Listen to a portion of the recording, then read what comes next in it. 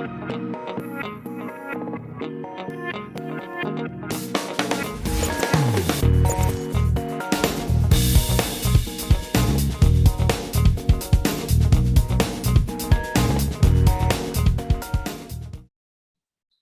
bien, hola a todos, yo soy Juan Hurtado, un aliado de Ascenso y hoy quiero darles la bienvenida a esta tercera sesión de este curso para emprendedores y empresarios que se llama Financiación Inteligente para tu PYME. Para aquellos que no saben, les quiero contar que Ascenso es la plataforma de financiación colaborativa de la Bolsa de Valores de Colombia, donde con el aporte de miles de inversionistas, las empresas colombianas pueden buscar financiación y lo mejor, que las condiciones de financiación las establecen estas pymes. Así que bienvenidos a este curso y bienvenidos al mundo colaborativo de Ascenso. Desde la sesión anterior nos planteamos la pregunta de cuál era ese momento ideal para buscar el financiamiento de nuestra pyme. Y para eso nos propusimos conocer diferentes herramientas útiles para el análisis financiero. En la primera parte, es decir, en la sesión 2, vimos los estados financieros, el balance general, el flujo de caja y también aprendimos algunos conceptos relacionados con la necesidad de capital como OPEX, CAPEX y sustitución o pago de pasivos. Ahora, hoy en la segunda parte, como lo habíamos dicho, para responder a esta pregunta, queremos darle un enfoque desde los indicadores financieros. Queremos nuevamente responder la pregunta de cuál es el momento ideal para financiar mi pyme a partir de los indicadores financieros. Entonces, ¿qué tal si comenzamos por revisar qué es un indicador financiero? Y podemos decir que un indicador financiero es un número o un porcentaje que resume la situación financiera de la empresa, vista desde diferentes áreas de interés, por ejemplo, rentabilidad, cuando queremos saber qué tan rentable es un negocio o cuánta pérdida nos está generando una nueva línea de negocio. Cuando queremos saber cuál es el nivel de endeudamiento que tiene la empresa actualmente o cuántos son los días que debo financiar la operación. Estas son solo algunas de las cosas que podemos conocer por medio de los indicadores financieros. Ahora, en el mundo del análisis financiero existen muchos tipos de indicadores, pero sin embargo, pues en la sesión de hoy vamos a ver los tres principales, que son indicadores de rentabilidad, indicadores de endeudamiento e indicadores de liquidez.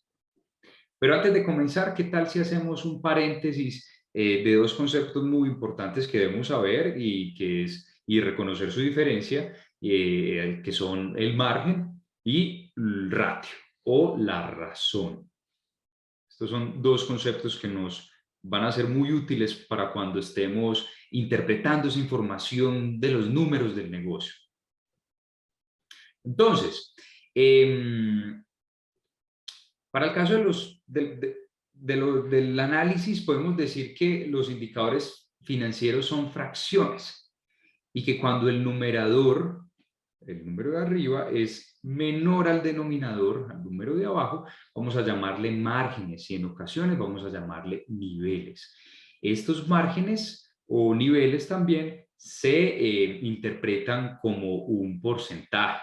Por ejemplo, ahí está, 3 sobre 4 nos da 0,75 y al multiplicarlo por 100 nos da 75%. Entonces, tenemos que los indicadores financieros son fracciones y en el caso donde el numerador es menor al denominador, lo llamamos margen y lo interpretamos como porcentaje. Ahora, si el numerador es mayor al denominador, vamos a llamarle ratio o razón. Y el resultado lo vamos a interpretar en veces. Acá un ejemplo, 3 sobre 2 nos da 1,5 y lo interpretamos en veces, 1,5 veces. Aunque esto no aplica para casos excepcionales, pero trabajarlo de esta manera para la generalidad de los casos nos puede ayudar a interpretar bien la mayoría de indicadores financieros. Entonces, con esto cerramos el paréntesis y ahora sí vamos a conocer el primer tipo de indicador. el indicador o los indicadores de rentabilidad, que básicamente me responde a la pregunta de qué tan rentable es el negocio. Normalmente esta es una medida, una métrica muy importante que monitorean los socios y administradores, y es que quieren saber qué tan rentable está siendo esta inversión, qué tan rentable está siendo el negocio. Así que esto nos puede permitir identificar si la empresa va por un buen camino, si las estrategias y los planes que se están implementando son los adecuados. Aparte entonces de permitir saber si un negocio es rentable, también nos permite conocer pues todo lo contrario, si está generando pérdidas y en qué puntos y en qué áreas en específico nos estaría generando pérdidas este negocio. ¿Ok? La fuente de estados financieros que vamos a utilizar es el PIG, y del PIG vamos a extraer las ventas y las diferentes utilidades, como lo vimos en la sesión anterior. Recordemos que en el PIG podemos encontrar utilidades después de restar los diferentes costos y gastos asociados a cada una de las actividades u obligaciones que tiene la empresa. Recordemos que estas actividades son actividades de producción, actividades de operación, administración y de ventas, las actividades de financiamiento y la obligación que tenemos de pagar impuestos. Entonces, el PIG, cada vez que vayamos restando cada una de estas actividades y obligaciones, vamos a obtener una utilidad diferente. Ok, entonces, ¿cuáles son esos indicadores de rentabilidad que podemos encontrar? Y que básicamente son márgenes y que los vamos a interpretar como porcentajes. Entonces tenemos el margen bruto, que es cuando le quito los costos de producción a las ventas. Podemos encontrar también el margen operativo, que es después de quitarle todos esos gastos necesarios para la operación, y el margen neto, que es la rentabilidad final disponible de alguna manera para los socios o para reinvertir. Vamos a mirar cada uno de estos. Vamos a empezar por el margen bruto. Entonces, cuando a las ventas le restamos el costo asociado al producto, o también conocido como el costo de mercancía vendida, se obtiene la utilidad bruta. Y entonces, cuando esta la dividimos entre las ventas, obtenemos el margen bruto. Este margen nos indica qué tan rentable es el negocio una vez se descuenten estos costos asociados al producto, como el costo de materia prima, el uso de inventarios, la mano de obra directa y otros costos directos, como lo vemos acá a continuación. Supongamos que entonces las ventas de una empresa son 1.000 y vamos a restarle, como ya dije, esos costos de materia prima, de uso de inventarios, la mano de obra directa, la que está relacionada con la producción, y otros costos relacionados. Supongamos que digamos que esos costos me suman 250, así que voy a obtener una utilidad bruta de 1.000 menos 250, entonces da 750 millones, y para obtener el margen simplemente lo dividimos. Esa utilidad bruta la vamos a dividir por las ventas, que eran 1.000, entonces 750 dividido 1.000 nos da un 75%. Es decir, podemos decir que este negocio de este ejemplo genera un margen bruto del 75%. Gráficamente, o la explicación gráfica, ahí está, es que del total de las ventas, del 100% de las ventas, al restarle ese 25% correspondiente al costo de mercancía vendida, obtenemos un 75% de margen bruto. Ok, vamos a mirar otro indicador de rentabilidad, que ya lo habíamos mencionado anteriormente, que es el margen operacional. Entonces, si tomamos la utilidad bruta que nos quedó del indicador anterior, la utilidad bruta, y le vamos a restar los gastos operacionales y administrativos, o también overheads, así obtenemos la utilidad operacional. ¿Qué es eso de overheads? Tradicionalmente son conocidos como los gastos fijos del negocio o los relacionados con la administración y las ventas. ¿Cuáles son estos? el arriendo, los servicios, la publicidad y otros gastos que estén relacionados con esta administración y con el área de ventas. Miremos entonces, sigamos con el mismo ejemplo.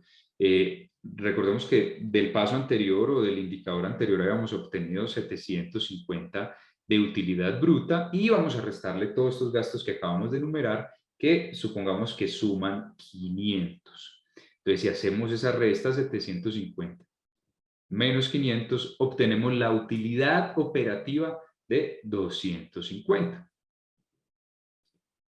Entonces, ¿cómo hacemos para obtener el margen? Entonces, ese 250, que es la utilidad operativa, la dividimos por el total de las ventas, que ya dijimos al inicio de nuestro ejemplo que eran 1000. Entonces, obtenemos un 25% de margen operativo.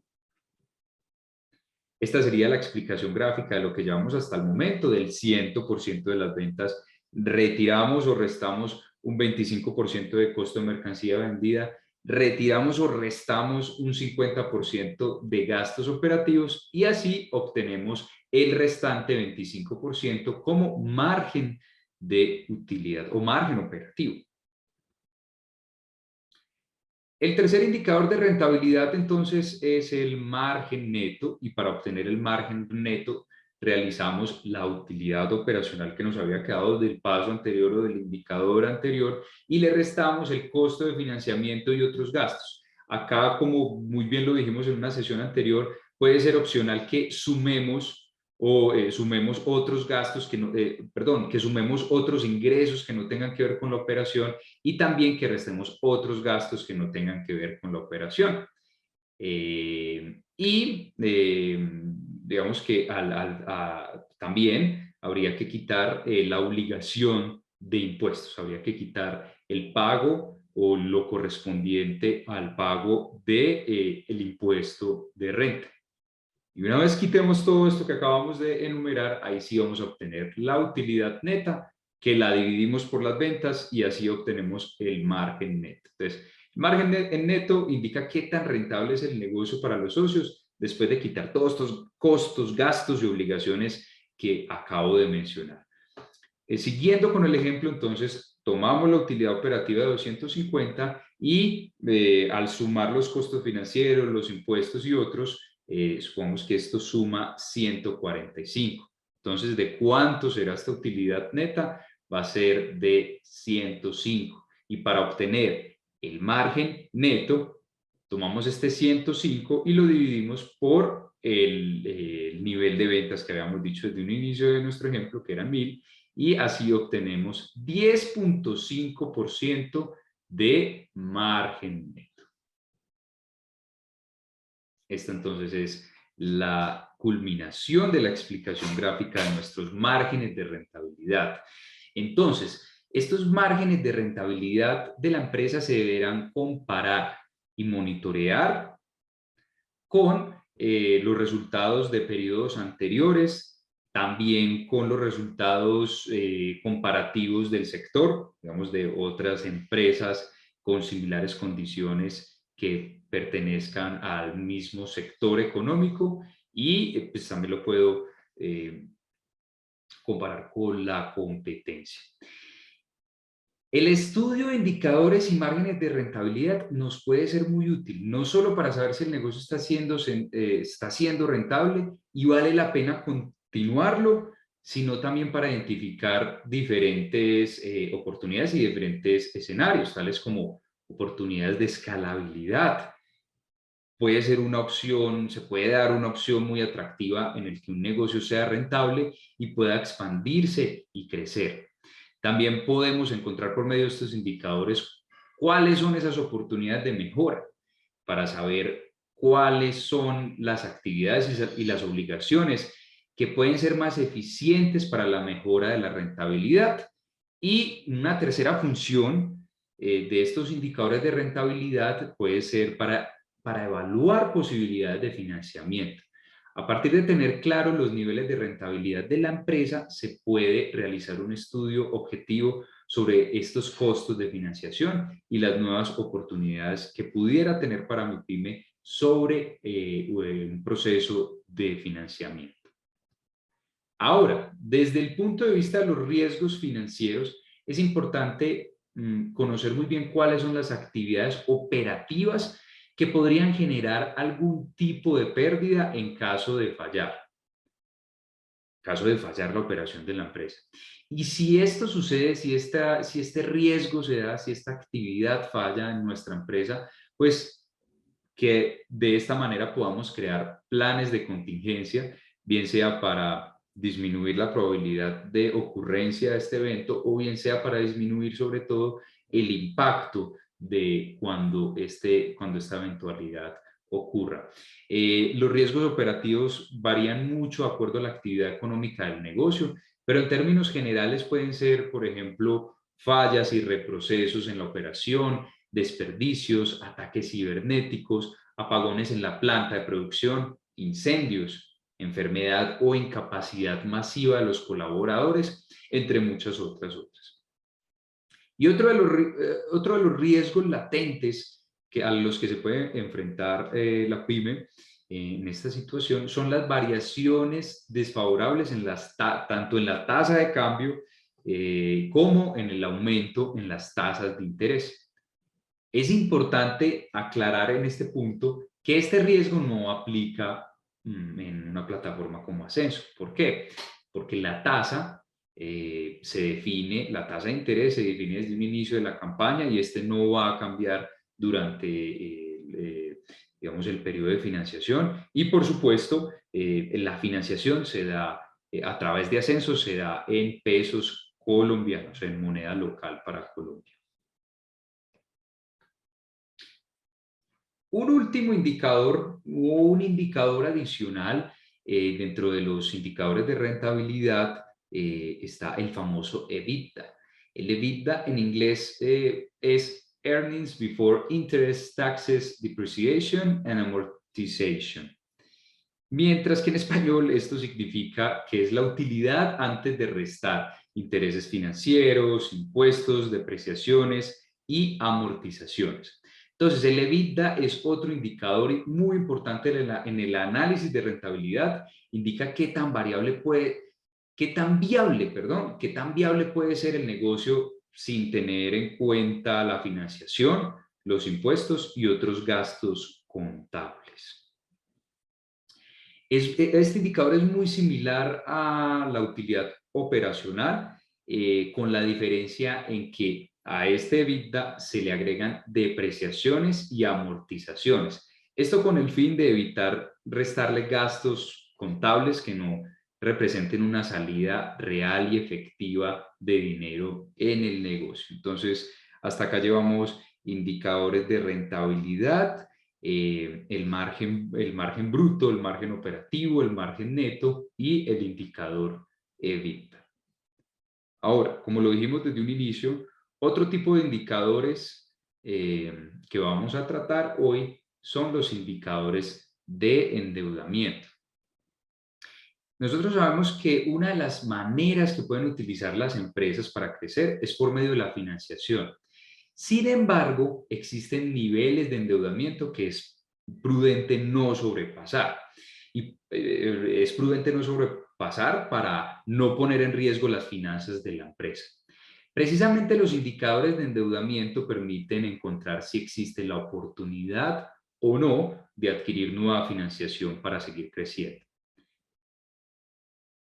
Para calcular los indicadores de financiamiento utilizamos información del balance general y del PIG.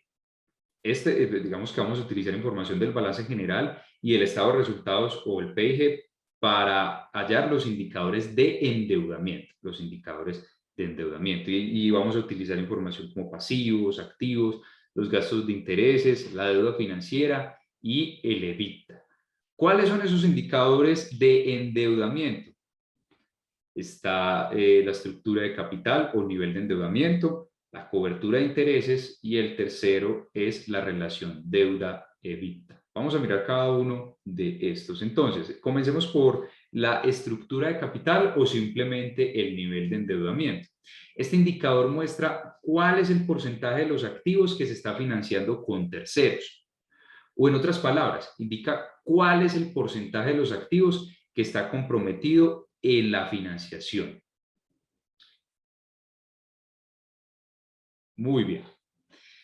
¿Cómo hallamos este indicador a la estructura de capital o el nivel de endeudamiento? Lo que hacemos es que dividimos los pasivos, supongamos para nuestro ejemplo que los pasivos son de 3.000 y los dividimos por el total de activos, que supongamos que sea de 5.000. Y esto, como ya lo dijimos, es un margen y nos da un margen para nuestro ejemplo del 60%. A este indicador se le conoce como estructura de capital porque si decimos que el 60% de nuestros activos está financiado con terceros, entonces el 40% restante está financiado o fue aportado por socios de la empresa. En este caso, entonces diríamos que la estructura de capital sería de 60% con terceros y 40% con recursos propios. En un análisis financiero un poco más avanzado se podría evaluar cuáles podrían ser esos porcentajes óptimos de financiación entre el pasivo y el patrimonio, teniendo en cuenta el costo de financiación a través de terceros y la tasa de retorno que esperarían los socios. Sabemos que el costo de financiación está relacionado con los pasivos, mientras que el costo o la tasa de retorno que esperarían los socios está relacionado con el patrimonio. Este análisis que se podría hacer en un futuro o que se podría hacer ya, digamos, para hacer un análisis más detallado acerca de este indicador de financiamiento o este indicador de endeudamiento, se conoce como el WACC o el costo de capital promedio ponderado. Miremos otro. El otro indicador lo conocemos como cobertura de intereses. Y este indicador lo que busca es conocer cuál es la capacidad de pago que genera la empresa frente a los intereses financieros. ¿Cuál es la capacidad de pago a partir de la utilidad operacional para cubrir los intereses financieros? Los intereses, sobre todo relacionados con la deuda financiera. Por ejemplo, supongamos entonces que la utilidad operacional en un periodo fue de 210, mientras que el costo por intereses financieros fue de 70. Entonces ahí obtenemos un ratio o una razón de 3 veces. Es decir, la utilidad que está generando la pyme alcanza para cubrir hasta 3 veces los intereses que está pagando por deuda financiera. Miremos el tercer y último indicador relacionado con el endeudamiento, que se llama relación deuda-EBITDA. Este ratio financiero indica cuántas veces es más grande la deuda financiera con respecto al EBITDA o a la utilidad operacional real que genera la empresa. Otra interpretación de este indicador podría ser cuántos años aproximadamente se podría tardar la empresa para extinguir totalmente o para pagar la deuda que tiene actualmente la empresa con las utilidades que generaría periodo tras periodo. Por ejemplo, supongamos que la deuda que tiene una empresa actualmente es de 500 millones y mientras que el EBITDA o su utilidad operacional es de 200 millones. Así que este ratio o esta relación sería de 2.5 veces, lo que podríamos interpretar como que esta empresa que está generando ese nivel de utilidad operacional se podría tardar hasta 2.5 años para saldar completamente la deuda. Ok. Con respecto a la deuda, existen temores por parte de los emprendedores y empresarios. Sin embargo, la deuda definitivamente y la financiación pueden ser aliados muy beneficiosos para aprovechar las oportunidades de crecimiento, incluso con beneficios tributarios como el conocido escudo fiscal. El escudo fiscal consiste en obtener beneficios legales en la reducción del pago de impuestos, como por ejemplo por medio de operaciones de crédito. Ahí está uno de los beneficios de los procesos de deuda, que se llama el escudo fiscal. La clave entonces está en conocer la situación financiera real de la empresa por medio de este tipo de indicadores y realizar el estudio de costos y oportunidades a los que se enfrenta la compañía. Definitivamente, vivimos en un mundo competitivo donde las empresas deben de crecer por medio de su tecnología, por medio de su innovación, el agilismo en sus procesos. Y la financiación es un punto clave para poder lograr este tipo de objetivos. Así que deberíamos realizar un estudio financiero y tomar decisiones oportunamente para poder obtener diferenciales entre las empresas que siguen adelante y las que se quedan en el camino. Los riesgos financieros con respecto a estos indicadores son un excesivo endeudamiento o apalancamiento, un aumento en el costo de la deuda por medio del aumento, una subida en tasas de interés, que ya sabemos que en un proceso de financiación por medio de ascenso esto no ocurre. Y otro riesgo podría ser una posible situación de iliquidez, que nos quedemos sin caja, que exista déficit de caja. Precisamente vamos a hablar ya en este tercer tipo de indicadores, vamos a hablar acerca de la liquidez. Entonces, estos indicadores de liquidez hacen referencia a la capacidad de pago que tiene la empresa en el corto plazo o la necesidad de capital requerido para funcionar en el corto plazo. ¿Tengo dinero para pagar? Esa es la pregunta que tratamos de responder con estos indicadores de liquidez. Para calcular entonces esos indicadores nos basamos del balance general, tomamos los activos corrientes y los pasivos corrientes. Tres indicadores de liquidez: razón corriente, capital de trabajo y ciclo de efectivo. Vamos a mirar cada uno de estos. Entonces comencemos con la razón corriente. La razón corriente permite conocer cuál es la capacidad de pago para cubrir los pasivos corrientes con los activos corrientes de la empresa. Esta razón corriente propone el supuesto de la necesidad de pagar hoy todas las deudas que tengamos en el corto plazo con los activos de corto plazo que haya disponibles. Esta razón o ratio financiero se interpreta como veces. Entonces, acá en la gráfica podemos ver, por ejemplo, los activos corrientes que suman, para nuestro ejemplo, 450 millones. Estos activos corrientes es la suma del efectivo, las facturas o cuentas por cobrar y los inventarios. Entonces, ahí tenemos los activos corrientes.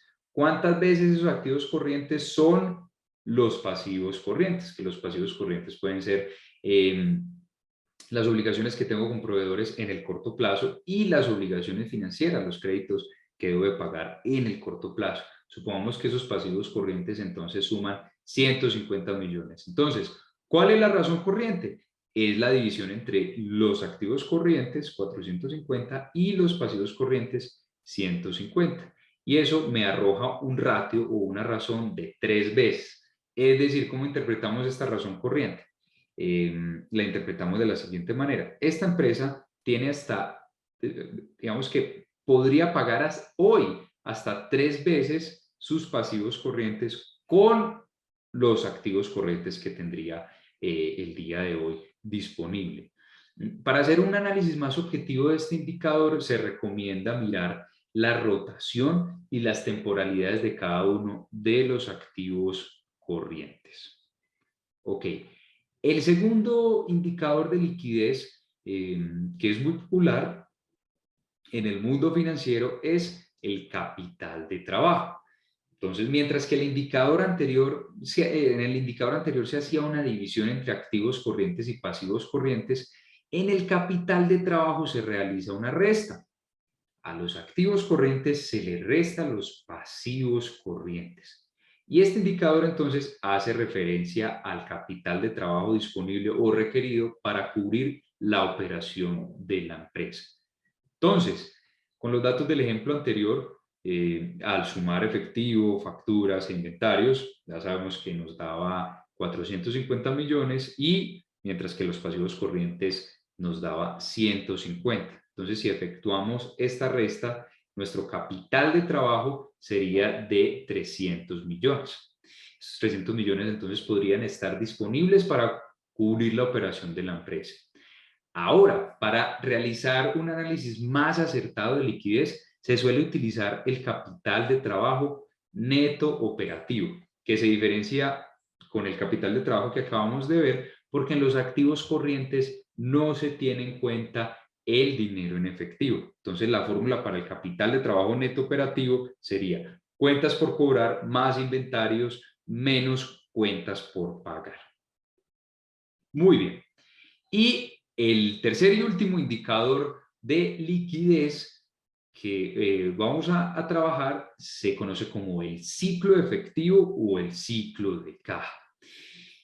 Este indica la cantidad de días en los que la empresa debe buscar financiación para continuar con la operación. Depende de los días en que las cuentas por cobrar se conviertan en efectivo y los inventarios se demoren en venderse, así como depende de cuánto tiempo se toma las cuentas por pagar en hacerse realmente efectivas, es decir, en pagar estas obligaciones. Entonces, supongamos en un ejemplo que las ventas a crédito se demoran 30 días en convertirse en efectivo y que los inventarios se demoran 45 días desde el momento en que se compraron hasta el momento en que se vende como producto terminado. Entonces, tenemos que la suma de estos 30 días más los 30 días de las cuentas por cobrar o de las facturas que se demoran en realmente ser pagadas, digamos que la empresa se demora en recibir el efectivo de estas facturas, son 30 días, y si lo sumamos con los días de los inventarios, ahí entonces tendríamos 75 días. Mientras que por el lado de los proveedores, supongamos que se toma en total 60 días para, digamos, en el momento desde la orden de compra hasta el momento en que se paga efectivamente estas obligaciones a los proveedores, supongamos que es de 60 días. Entonces, lo que vamos a hacer para encontrar este indicador es restar los 75 días menos los 60 días. Y este me daría un total de 15 días. ¿Cómo lo interpretamos? Entonces, la interpretación es que existen 15 días del ciclo de caja en los que la empresa no alcanza a cubrir su operación con recursos propios y por ende, durante este periodo debe buscar financiación para poder hacerlo. Sabemos entonces, por experiencia propia, con seguridad, que la liquidez es un factor crítico para la continuidad de las pymes, también para el aprovechamiento de oportunidades de crecimiento y de expansión. El riesgo financiero asociado con la liquidez se hace realidad cuando la empresa no tiene los recursos suficientes para pagar a sus proveedores o para pagar las diferentes obligaciones que se deben cumplir de manera mensual y acarrea con pérdidas de descuentos, con multas, con sanciones, con intereses de mora por los retrasos en los pagos, por pérdida de créditos de los proveedores o del sistema financiero y, bueno, y problemas legales, incluso hasta el cierre del negocio. Ahora, para mitigar este riesgo se debe realizar un estudio muy juicioso de liquidez, definiendo la cantidad suficiente y necesaria para cubrir el normal funcionamiento de la empresa, los días y el momento en el que se requieren estos recursos y sobre todo poder contar con las fuentes de financiación necesarias. Sabemos, para nadie es un secreto, que cuando se requiere este dinero y no se encuentra esas fuentes de financiación, pues ahí tenemos un riesgo bien grande para poder dar la continuidad a nuestras empresas. Por eso es fundamental que realicemos un monitoreo de los indicadores de liquidez, también realicemos de manera muy juiciosa los análisis de flujo de caja para que la empresa pueda saber cuándo necesita liquidez y cuánto dinero es necesario para cubrir la operación de este periodo. Recuerden que el flujo de caja lo vamos a trabajar en la última sesión de nuestro curso. Muy bien, entonces en conclusión, los indicadores financieros son una excelente herramienta que resumen la situación financiera de la empresa desde diferentes puntos de vista o de diferentes puntos de interés, como lo son la rentabilidad, el endeudamiento y la liquidez. A su vez, estos indicadores orientan de manera objetiva sobre las decisiones que debemos tomar sobre el momento oportuno y la cantidad ideal de capital necesaria para financiar el correcto funcionamiento de nuestras empresas. Muy bien, entonces hasta acá llegamos con el aprendizaje de hoy. Manténganse por favor conectados para la próxima sesión de este curso para empresarios y emprendedores, en donde vamos a aprender cuál es la diferencia entre equity y deuda y cuál podría ser mejor para nuestra empresa. Recuerden que ahora en Colombia Ascenso se escribe con 2 en ascenso.com. Muchas gracias y hasta la próxima.